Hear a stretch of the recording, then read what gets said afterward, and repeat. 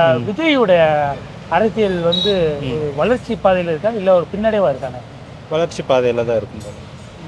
எதனால அப்படி சொல்றீங்க? எதில் என்னன்னா மக்கள் விரும்புகிறாங்க. ஒவ்வொரு சைடில் ஒவ்வொரு தாட்டு, ஒவ்வொரு கட்சிக்காரங்க ஒவ்வொரு மாதிரி.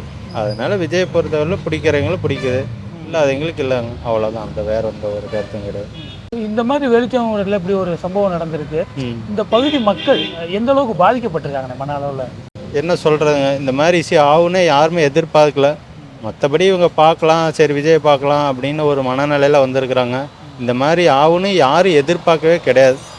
அதான் வேற ஒன்றும் கிடையாது. இப்ப வெளிச்சாமி உரம்ன்றது வந்து இன்னைக்கு உலக அளவுல தெரிஞ்சிருச்சு. கரூர்ல வேர்ல்டு லெவல் ஃபேமஸ் ஆகிருக்குது. ஃபேமஸ் ஆயிடுச்சு இந்த ஒரு நிகழ்வுக்கு பிறகு. கண்டிப்பாக. இந்த இடத்த கிராஸ் பண்ணாலே எல்லாரோட மனதிலே வந்து அது அந்த நிகழ்வு தான் கண் முன்னாடி வந்து இன்னும் கம்பல்சரி இந்த இடத்துல அப்படியே நடந்த நிகழ்வு அப்படியே எல்லாம் மைண்ட் செட்டப்பில் இருக்க தான் செய்யுது. ஏன்னா அந்த அளவுக்கு ஆயிருக்கல்ல இறப்பு எல்லாமே, குழந்தைய முதற்கொண்டு பெரிய ஆளுகள்லாம் இந்த இடத்துல எல்லாம் படுத்திருக்கிற பார்க்கையில இவ்வளோ மனநிலையாக இருந்திருக்கு அப்போதைக்கு. நினைவு வருதாங்க. இருக்குங்க. நம்ம இங்கே தான் மேலே தான் இருந்தோம், இந்த மாடியில் தான் இருந்தோம் நாங்கள் ஸ்பாட்டில் இருந்தப்ப. இப்ப மக்கள் இந்த மேலே இடத்துல நீங்க மாடி 2 பார்த்துருப்பீங்கன்னு உங்களோட பார்வையில என்னன்னு?